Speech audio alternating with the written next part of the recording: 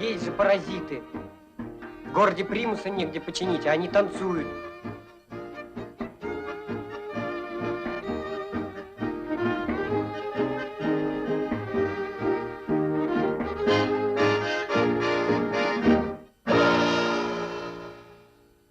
Давай паразитов! Давай!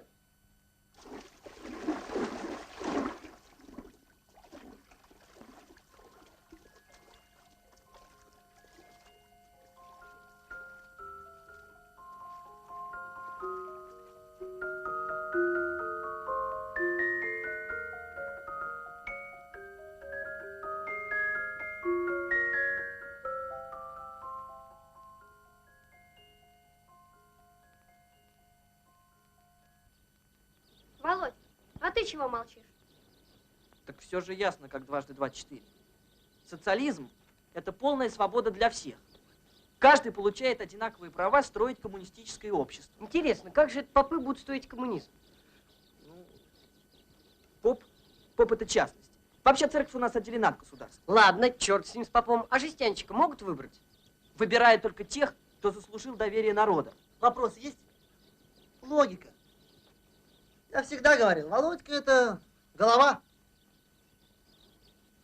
Таких, как жестянщик, в море топить надо, а не права им давать. Да не надо его топить, он сам умрет. Ну вот и хорошо, вот и договорились. Даже не читай. Идем дальше. Наша Конституция самая демократическая Конституция еще и потому, что она обеспечивает права. Право на отдых, на труд, право на материальное обеспечение в старости, а также в случае болезни и потери трудоспособности. Наша Конституция самая демократическая Конституция еще и потому, что гражданам СССР гарантирует: а. Свобода слова, б. Свобода печати, в. Свобода собрания и митинга. Все на том же месте, Г. да? Свобода уличных шумов. Онегин лишний человек? Ветер перевернул страницы. Это в голове у тебя ветер. Нет, правда. Знаешь, сколько я прочла? Я вон сколько я прочла. Но завтра у меня еще целый день. Это не важно. Вы поняли, что сказал военком? Мы не собираемся экспортировать революцию, но за рубежом враги мечтают о реставрации в нашей стране старых порядков. Они готовятся напасть на нас. Старые командные кадры уже не могут удовлетворить духовных запросов бойцов. И вот тогда вы поведете войска первого в мире рабоче-крестьянского государства. Комсомол первый на стройках пятилеток. Комсомол должен быть первым и в строительстве вооруженных сил. Вот почему мы обратились к вам, лучшим из лучших, с призывом идти в военное училище. Подумайте, через 3 года вы будете лейтенантами. Теперь вы знаете, зачем мы вас пригласили. Слово за вами. Наверху ваша кандидатура согласована. Ждем. Решайте. Предположим, я скажу да. Я скажу да. Приду домой, а мой папа и мама скажут нет. Кригер, тебе же 18 лет. Вспомни, как в твои годы уходили комсомольцы на фронт. Напомни об этом своим родителям. Хотя, кажется, твои родители не были комсомольцами. Я говорю да. А моих родителей мы будем убеждать вместе.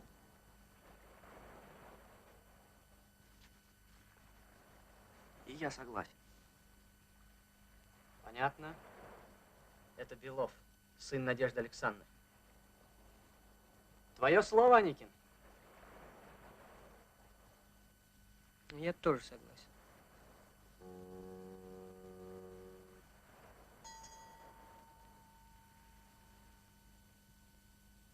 Я уже все знаю. Я так бежала. Я бегала весь город. Ты только подумай. Папа и ты, вы оба военные. Нет, ну просто я не знал, что могу стать военным. Тут даже и сравнивать нечего. Геолог и военный.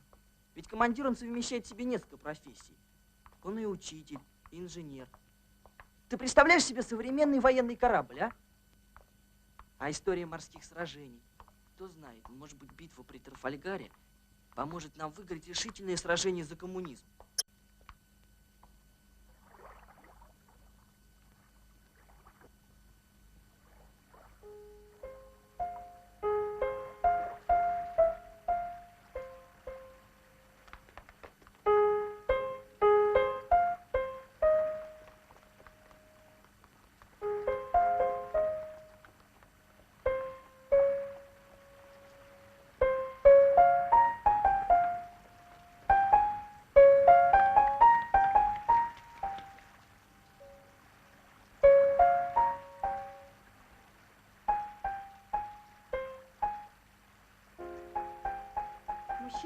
согласен своим будущим, а женщина прошлым.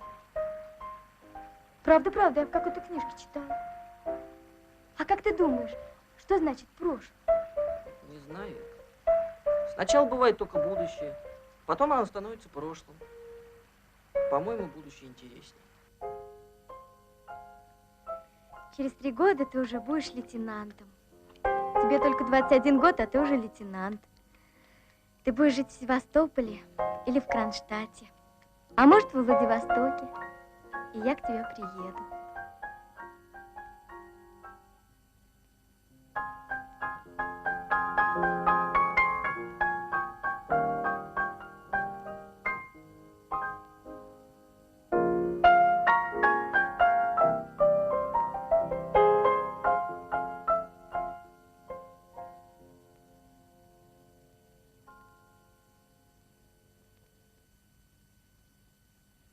Как дела? Отлично.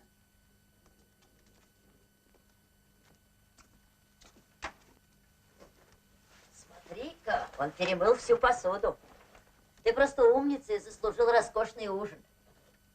Я тебе пожарю яичницу с колбасой. Мам, ты знаешь, а меня комсомол призывает в военное училище. Ты что-то сказал? Нас вызывали в горком сегодня. И, понимаешь, город должен послать 3 лучших комсомольцев. Вот, и меня в том числе. Я пойду лягу.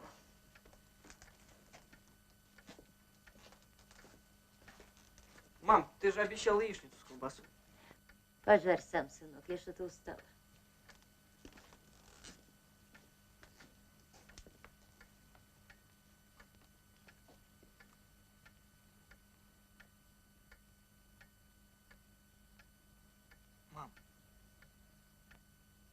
Мам, первый раз в жизни я по-настоящему нужен комсомолу. Но неужели я должен отказаться? Ну ты бы отказалась? Володь, ты когда-нибудь брился?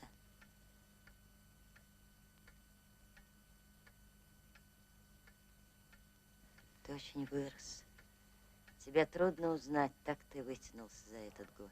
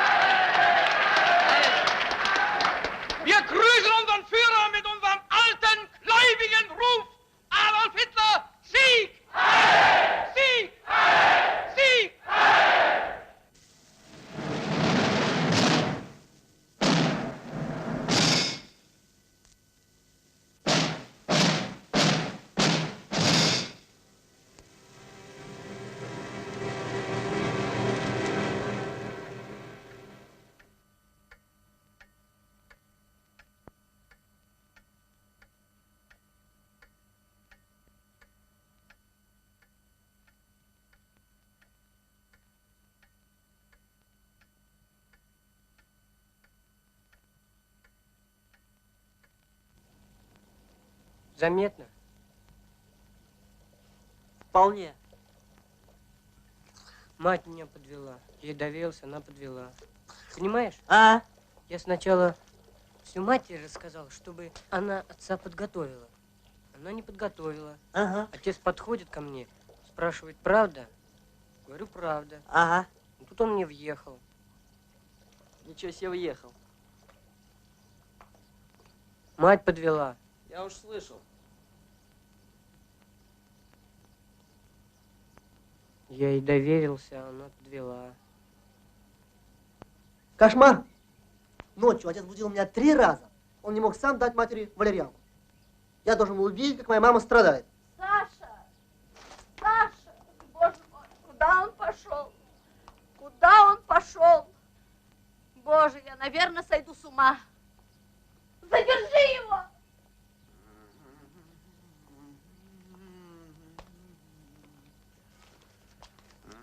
Убийца! Что ты стоишь?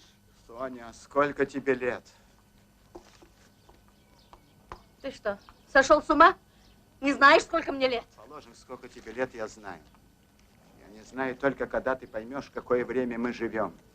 Сонечка, твой сын нужен государству. Это же его и наше счастье. Моим врагам такое счастье. Пусть берет себе такое счастье этот бандит и его партийная мама. Соня!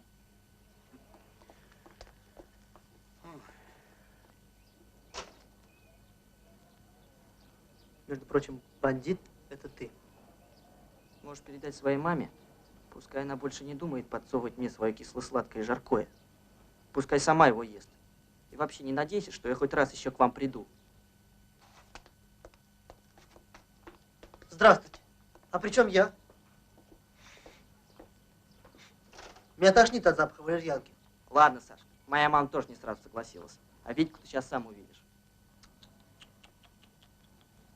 Мать меня подвела. Ой-ой-ой. Я ей доверился, она подвела. Хватит причитать. Мы уже достаточно взрослые. И от того, что наши родители против, ничего не изменится. Вообще, главное, это уметь применять на практике диалектический метод. Люблю оптимистов. Ему не ставили синяка. Его не будили ночью 3 раза. Ему хорошо. Что ты там нашел?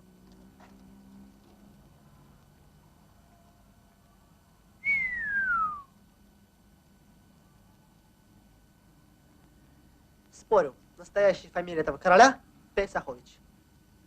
И прежде чем на него надели корону, он был приказчиком в Киеве у мадам Фишер.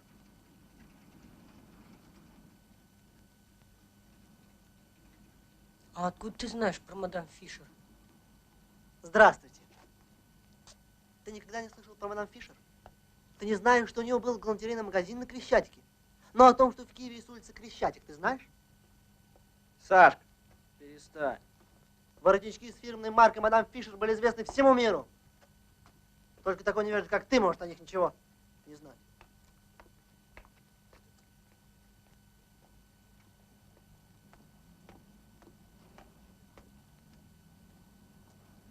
Есть идея.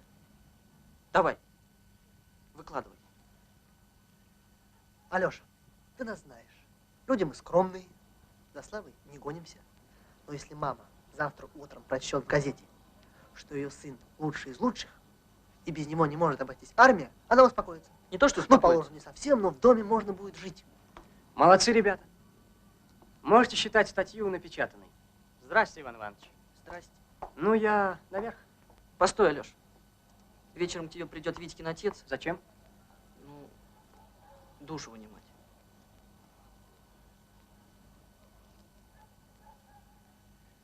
Срывать политическую кампанию никому не позволим. Тем более стахановцу, Петру Аникину.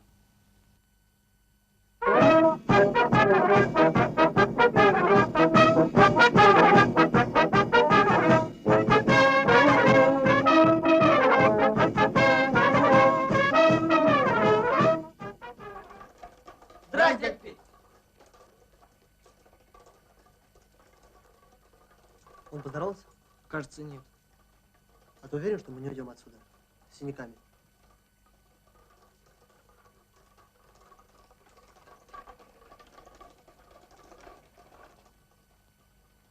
Володька, Сашка!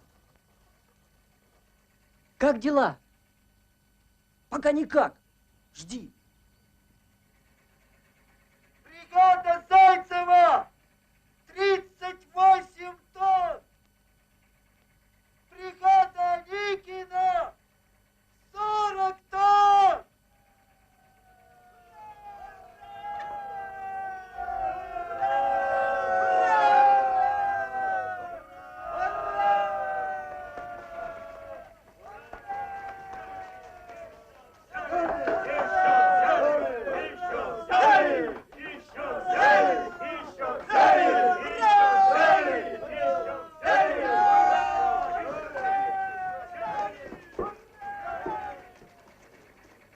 Спасибо, Аникин. Спасибо за почин. За что ж спасибо, Гаврил Смирнович? Вроде не на тебя, а на государство работает. Так я тебя от имени государства и благодарю. Ну раз у тебя такие права есть, благодарю.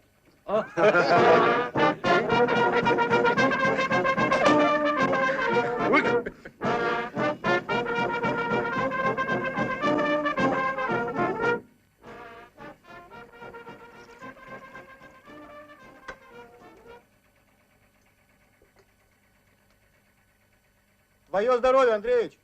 Будь здоров, бригадир. Пейте на здоровье.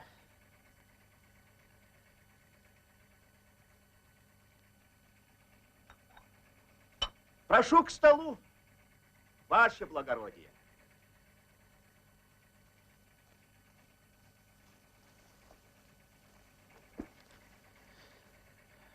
В городе слыхать, король какой-то объявился. На балалайке, что ли, играет? На гавайской гитаре. Гавайская. Не слыхал такую. Мы тоже не слышали. Собираемся вот.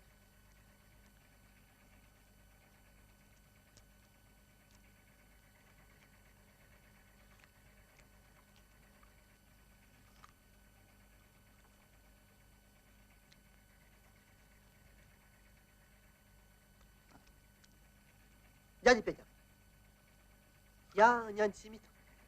Нет. Но скажите мне, почему в еврейских семьях родители мешают детям жить? Ты зачем мне этот вопрос задаешь? Как зачем? Это же кошмар. Не знаю, говорил вам Витька за училище. Я своим родителям сказал. Я сказал папе и маме, что мы лучшие из лучших. Других таких, как мы, нет и не может быть. И поэтому именно нас городской комитет посылает в училище. И что же? Мой всемоуважаемый папа хватает ремень, а моя любящая мама держит меня за руки. Это же кошмар. Значит, один отец не справился. Причем справился, не справился. Позор на весь город. Ты мне тут сказки про евреев не рассказывай. Видел? Мне ремня не надо. И за руки держать никто не будет. Когда тебе плохо, когда твои собственные родители отравляют тебе жизнь, куда идти? К отцу друга, передовому человеку, стахановцу. А если этот человек тебя не понимает, если он поддерживает не тебя, а твоих отсталых родителей, то что делать тогда? Что? Чего они тебя там агитируют, Андреевич?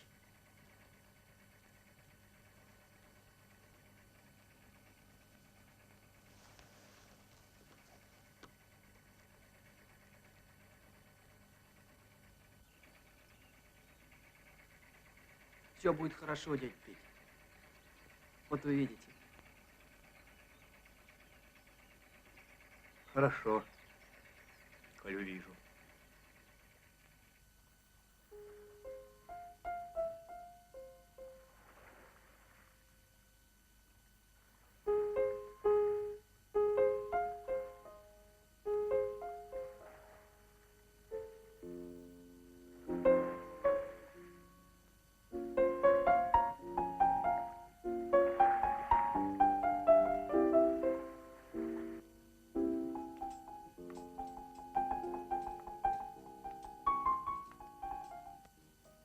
Папа на ночных полетах, а мама одна дома.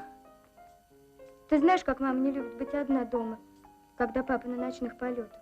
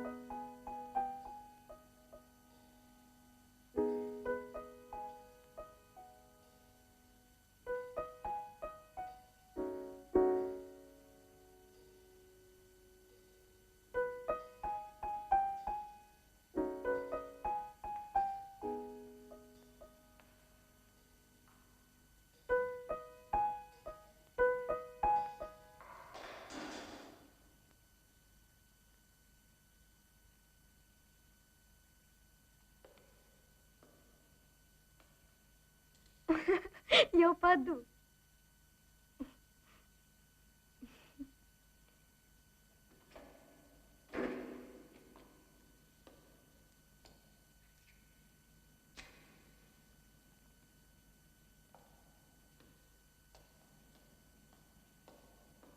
Это на 4-м этаже.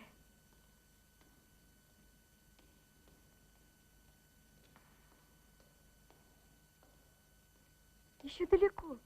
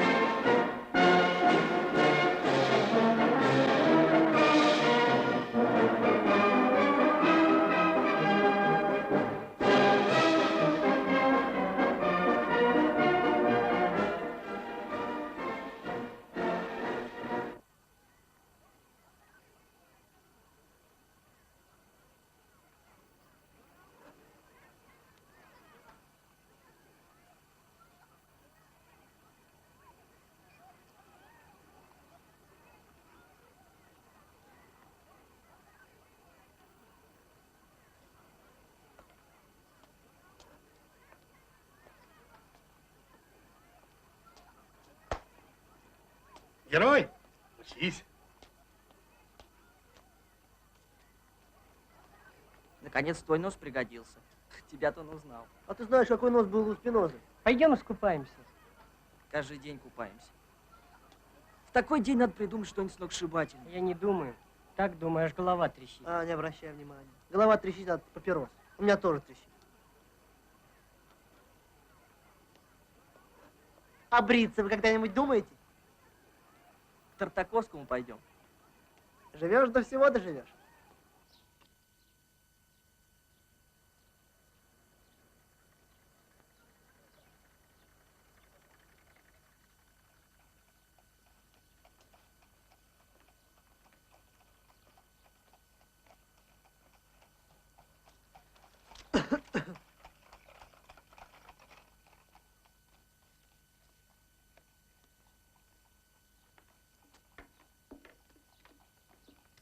Ну-ну. Прошу.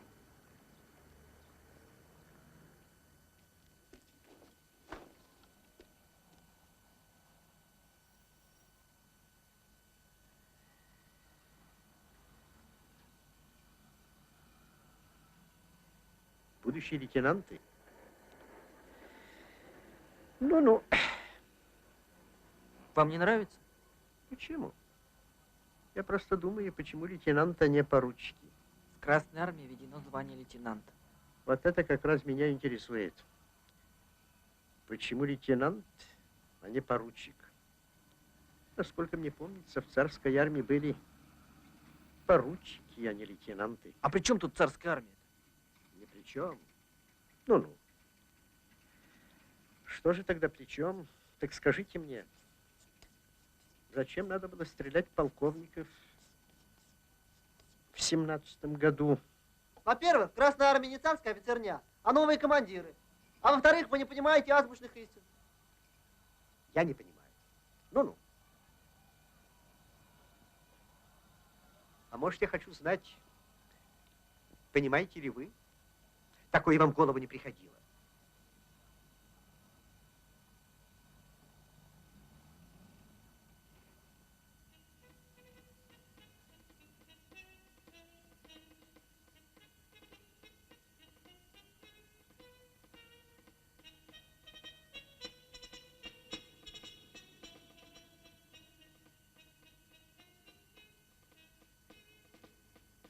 Массаж будем делать?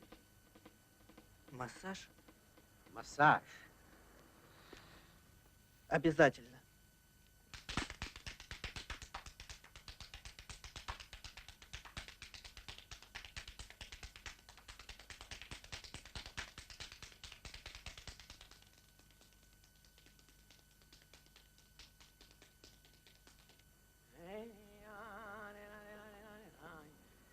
Стакан молодого вина.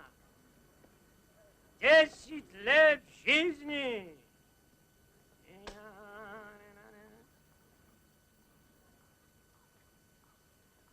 Им тоже? По-вашему, мы не люди, да? Ну-ну.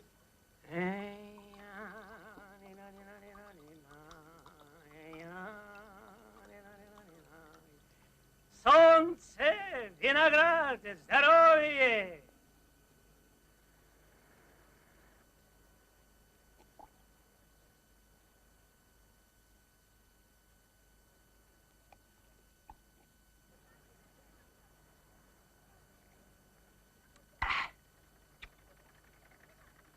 Хорошо. Ничего. Нектар.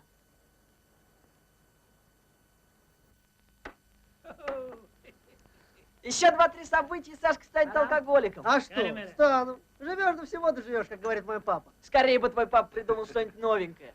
Ну что, профессора, в морское? Ага. Правильно. Повторим.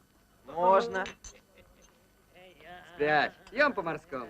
Как это по-морскому? А кто приглашал, тот и платит. Погоди-ка. Вместе дёрнем. Стакан молодого вина. 10 лет жизни.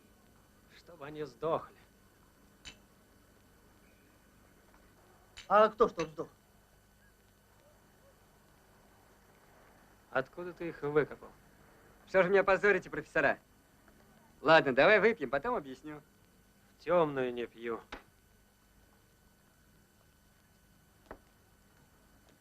Каждому кто-то мешает жить, профессора. Ему, например, зануда шкипер, что плавает на Посейдоне. Так вот, чтобы не мешали, пускай сдохнут. Ничего себе тост. Один стакан вина, и можно на всю жизнь избавиться от крупной неприятности.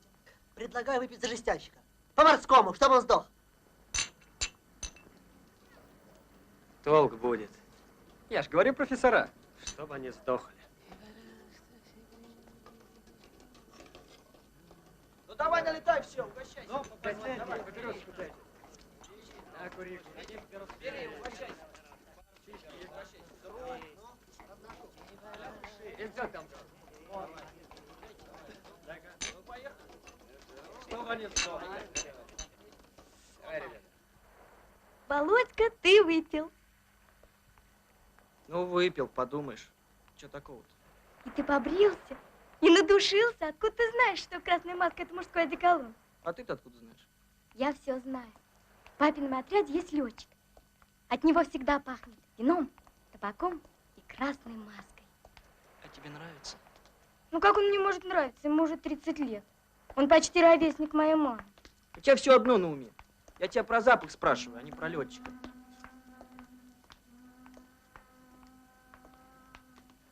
Володька, ты куришь? Ой, ты знаешь, Володька, когда мы с тобой поженимся, я буду по утрам поить тебя коньяком. Ты будешь каждое утро бриться и душиться красной маской. И папирос я буду покупать тебе тоже душиться. Они так любят. Много ты понимаешь папиросу? Это же северный пальмир. далекий край, товарищ улетает. Родные ветры вслед за ним летят. Любимый город, синий дым Китая, знакомый дом, зеленый сад, нежный взгляд. Любимый город, синий дым Китая, знакомый дом, зеленый сад и нежный взгляд.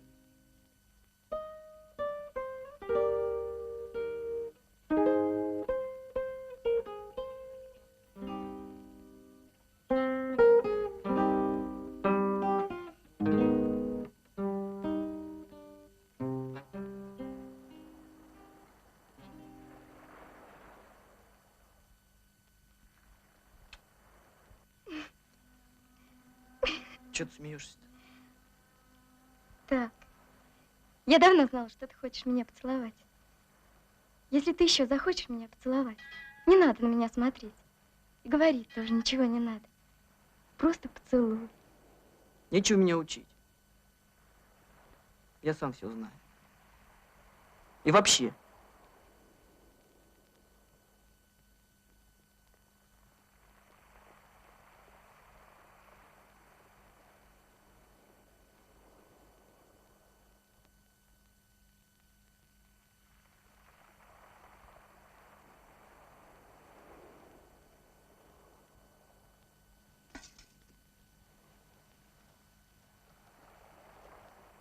Один интимный вопрос.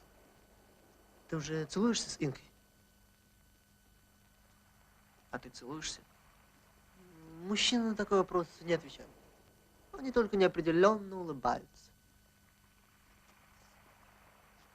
На солнечном пляже в июне, в своих голубых пижамах. Ничего? А?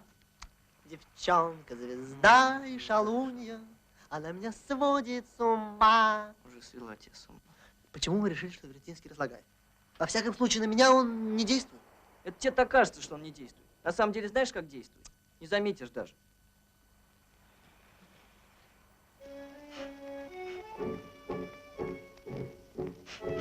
Но ты можешь наконец сказать, что случилось? Пусть что хотят делают, а я не поеду. Куда не поедешь?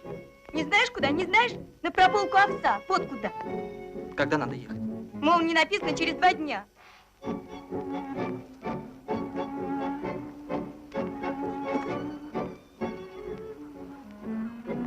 Почему я должен носить за тобой туфли? Не неси. Имей в виду, я их сейчас брошу на песок. Бросай.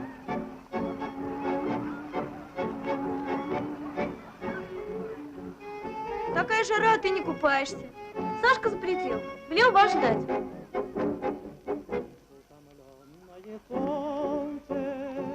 Нежно с морем прощалась, в этот час ты признала, что нет любви. Немного взгрустнула, без тоски, без печали, в этот час прозвучал. Ты чего из себя статую изображаешь? Слова твои. Пойдем, дело есть. Расстаемся, я не стану злиться. Володь, Володя! Пойди на минутку. Нагнись. Мы потом пойдем кушать мороженое. Подумаем. Хватит шептаться. Катя, без меня не купайся. Ну хоть разок окунусь. Смотри, какая жара. Ей жарко, а мне не жарко. Ладно, один разок, окунись. Тоже мне Али-Паша.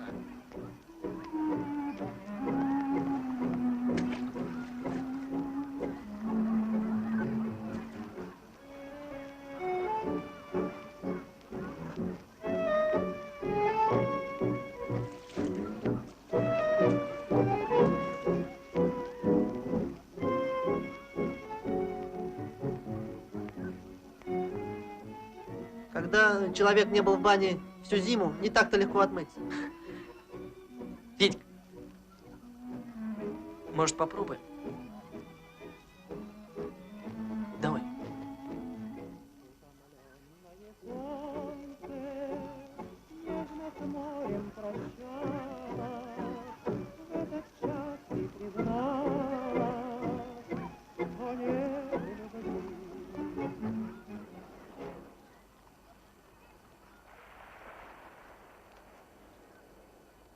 человек, с которым вы сейчас на пляже, вас обманывает. Как же это он меня обманывает? Он не тот, за кого себя выдает. Милый вы мой, для женщин это не худший вид обмана. Я знаю, что он не капитан дальнего плавания. Но какое это имеет значение?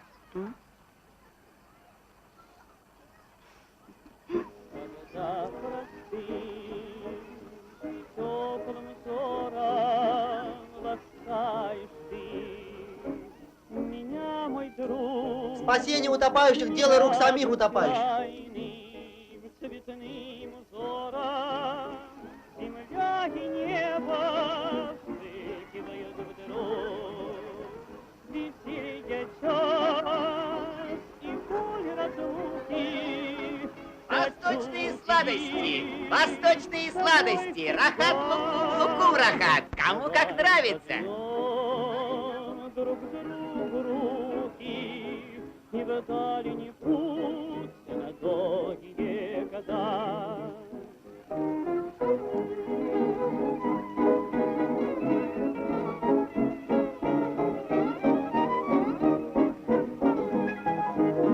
Ну что? Давай, давай.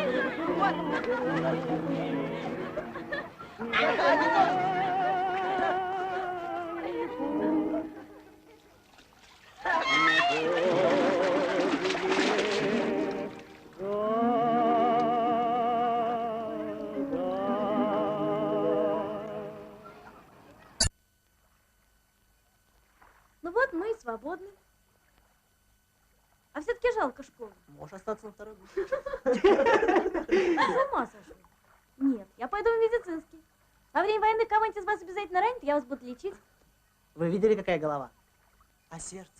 Вы когда-нибудь видели такое сердце? Мы еще только сдали последний экзамен, а она уже мечтает, что кого-нибудь из нас ранит. Так это если будет война. А где же Инка-то? Сколько ж можно купаться?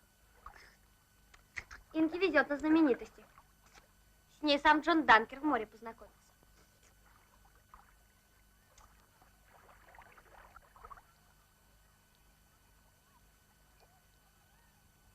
Между прочим, редкое зрелище.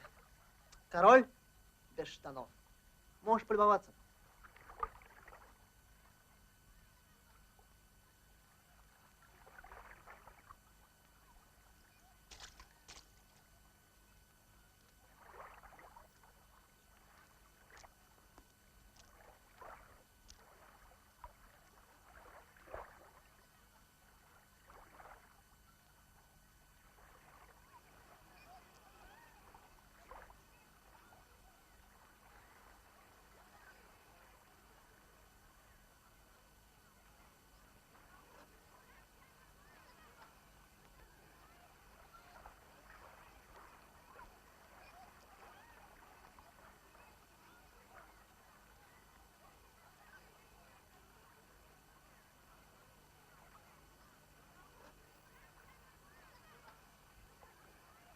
Это чтоб ты не смотрел. Она же не купается, потому что намазана.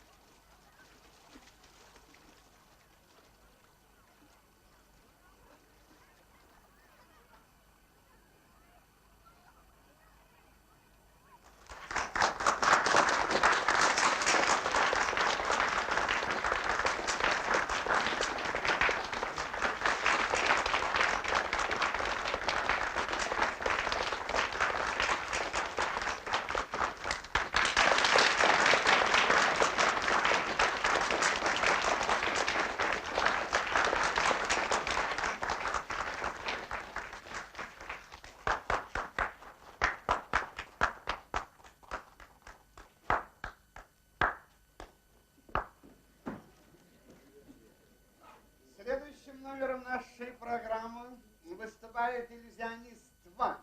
Никакого чуда. Все основано основана на законах науки и ловкости рук. Итак, иллюзионист... Вы сегодня божественны. Ваша спина может с ума свести. Только сегодня. Не ловите меня на слове. Правая туфля жмет, терпения нет. Безобразие. Сними туфлю. Носки, надеюсь, у тебя чистые.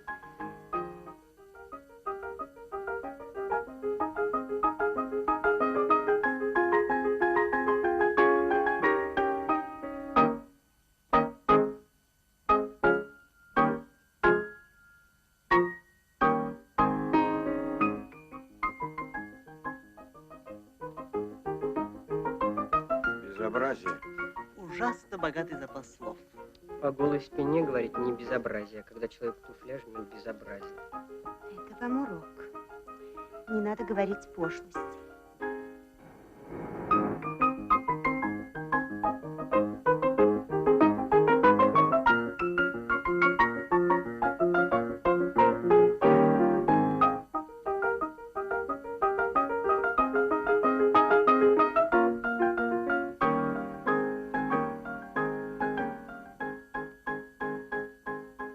Извините, пожалуйста. Ничего, ничего, пожалуйста.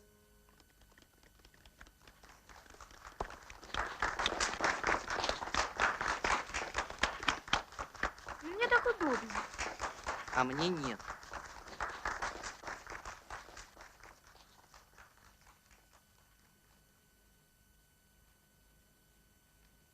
Джон Данкер!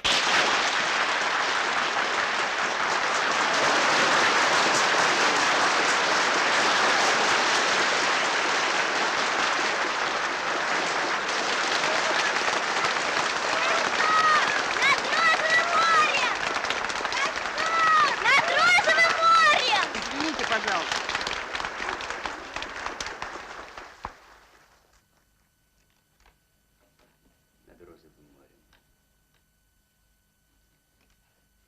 Над розовым морем.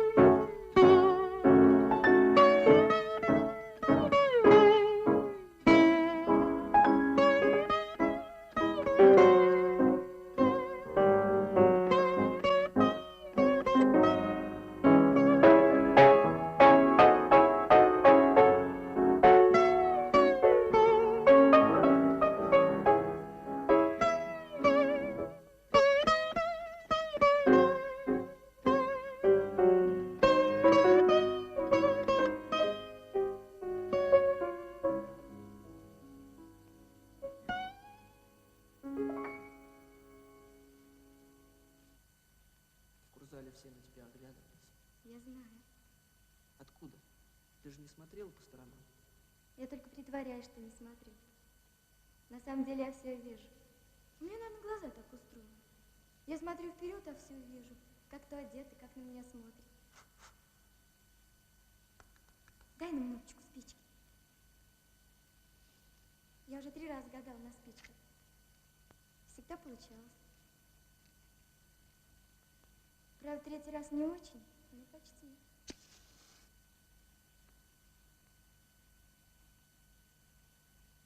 Видишь, мы всегда будем вместе. Видишь? 3 года не 5. Ты вернешься, и мы всегда будем вместе. Ты вернешься?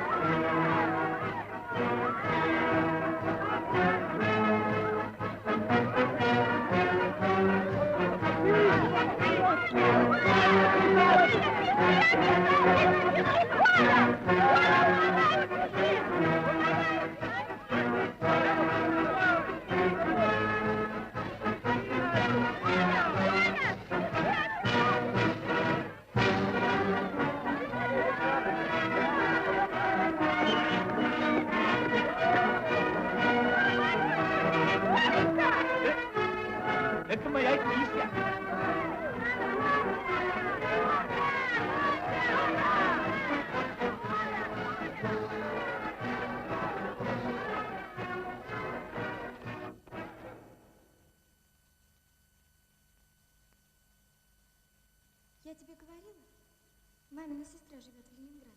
Говорила? Не помню. Кажется, говорила. Я смогу к ней ездить на лето. Хорошо, если вас пошлют в Ленинград.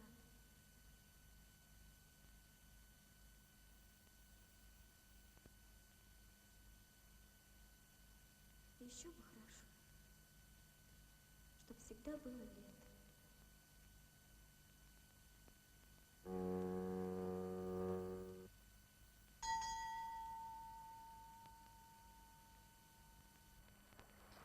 Поздравляю вас, товарищи. Едете в Ленинград. Товарищ Переверзев, будем говорить с ребятами напрямую. Есть разнарядка. 2 места в пехотное училище имени Склянского, 1 в военно-медицинскую академию. Кригер, ты же хотел поступить в медицинский институт? Это место как будто для тебя придумано.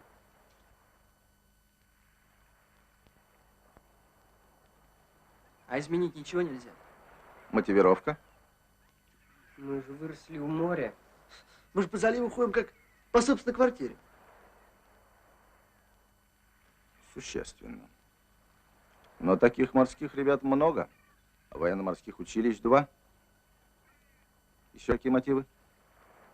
Белоснежные кителя, фуражки с крабами, золотые якоря. Отгадал? Я тоже хочу в пехотное училище. Мы же все 3 с детства. Всю жизнь втроем не проживете.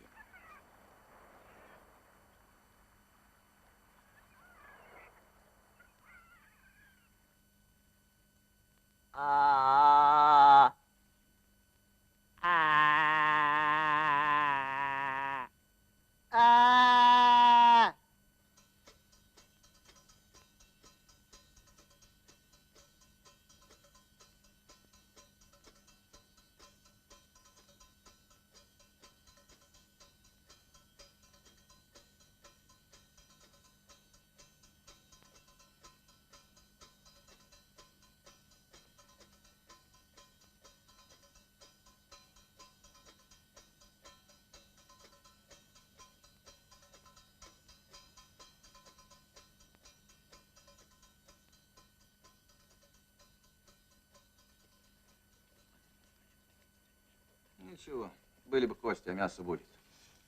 А пехоту вы зря обижаете. Пехотный командир – это общевойсковой командир. И форма одежды тоже не хуже морской. Чем на мне плохая форма? М? Форму надо уметь носить. Вопросы есть?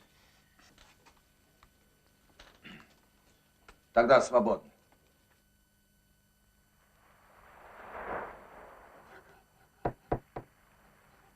А военком умный дядька. Тебе от этого легче, да? Конечно, легче. Ведь он тоже пехотный майор. Ребята, я не могу. Ведь по-настоящему повезло только мне. Я чувствую себя перед вами последней сволочью. Можешь не чувствовать.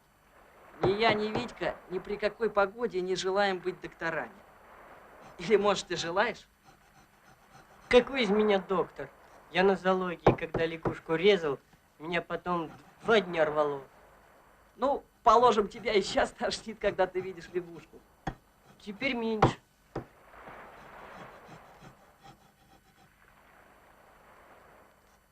А нам все-таки повезло. Ведь эта кампания могла начаться годом раньше или годом позже. И мы могли в ней не участвовать. Прошпаклюем и покрасим. А вот кто в нем ходить будет? Женя представляла, как я в белом кителе буду встречать ее после концерта. Я не только из-за кителя.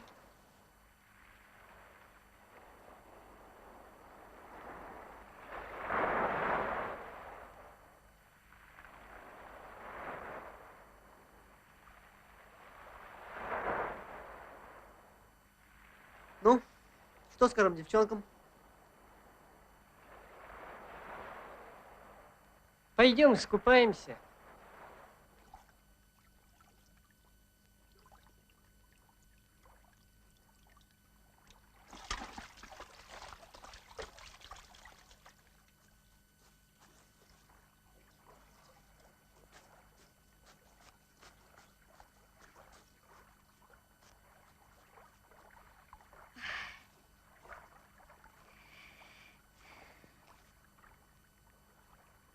Слышишь?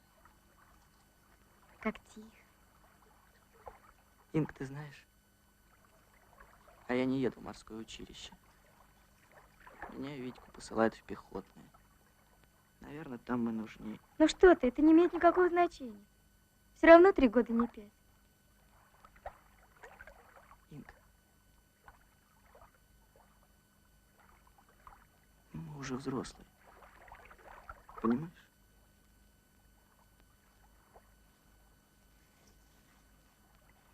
Зачем ты мне это говоришь?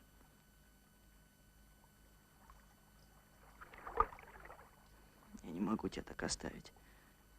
Думай обо мне все, что хочешь. Я не могу. Я ни о чем не буду думать. Пусть все будет.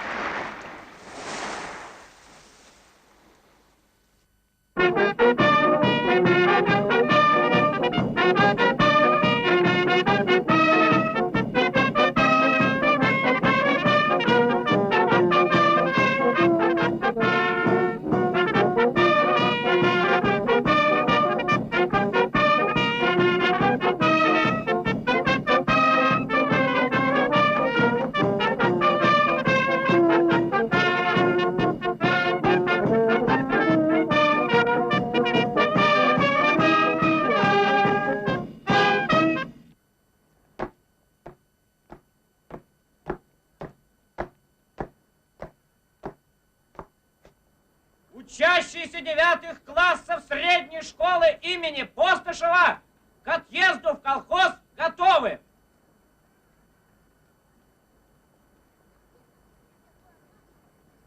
Можно ехать. По машинам!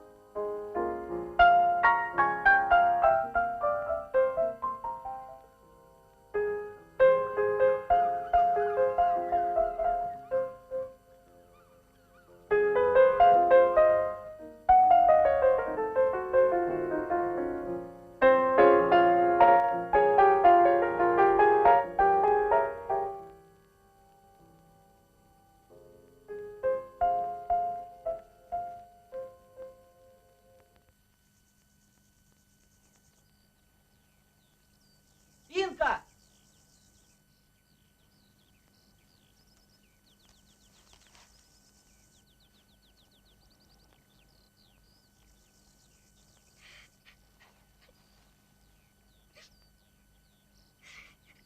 Инг, не надо. Что с тобой? Инг, ты знаешь, нам запретили отлучаться из города. Я никому не сказал, что пошел к тебе. Инг, ну не надо. Перестань реветь. Ты знаешь, когда ты плачешь, мне хочется повеситься. Мне тоже хочется повеситься. Вчера меня Юрка ругал за то, что я не выполнил норму. Сегодня за то, что отстал. Что, я виновата? Виновата, да? Никто тебя сегодня ругать не будет. Я уеду вечерним поездом. Мы до этого времени 2 нормы выполним. Ты иди вперед, я тебя буду догонять.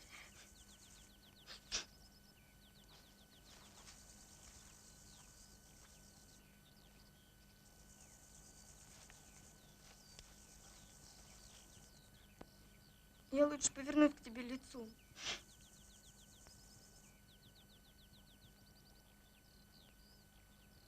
Ты не злишься на меня? Я и раньше не злилась.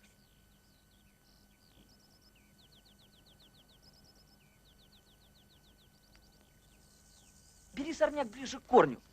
Не тяни в сторону, а дергай его рывком. Я дергаю, вверх отрывается, а корень не остается. Так же нельзя, правда? А ты поглубже всовывай пальцы. Вот смотри. Раз, и все. Раз, и все. Что ему надо? Общественная инспекция. Не обращай внимания.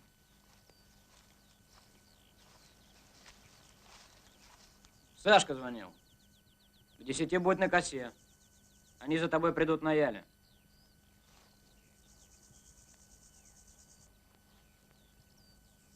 Что случилось?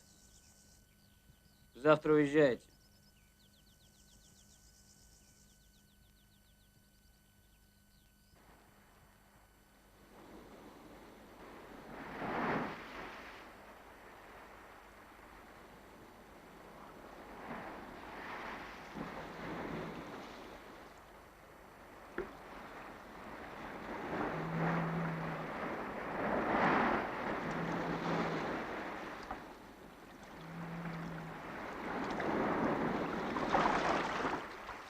Они не смогут подойти к берегу. Я выплыву к ним.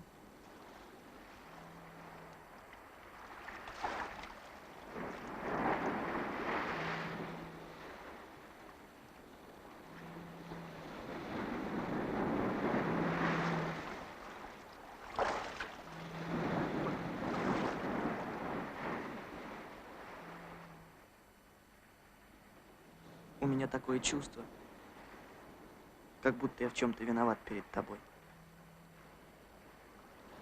Наверное, виноват. Ни в чем ты не виноват. И не надо об этом. Ты обо мне думал? Все время. А что ты обо мне думал? Не надо, Инга. Этого все равно не расскажешь. Я тебе напишу.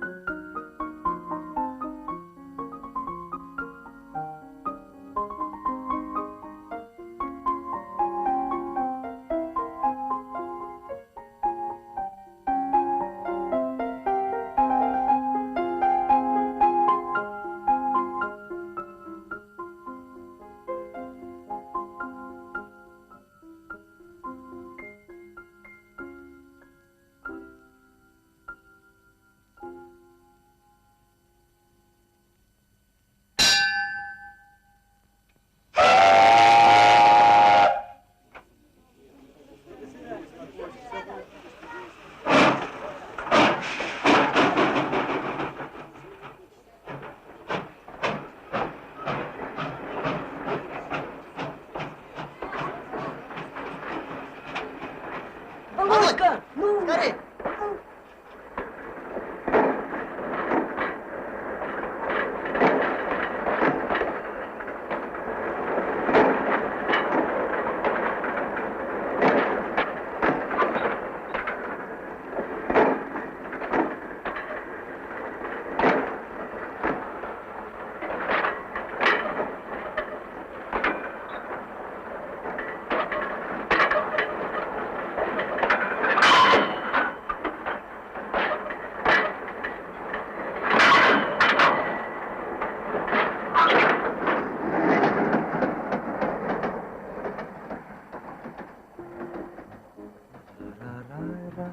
Ra ra ra ra ra ra.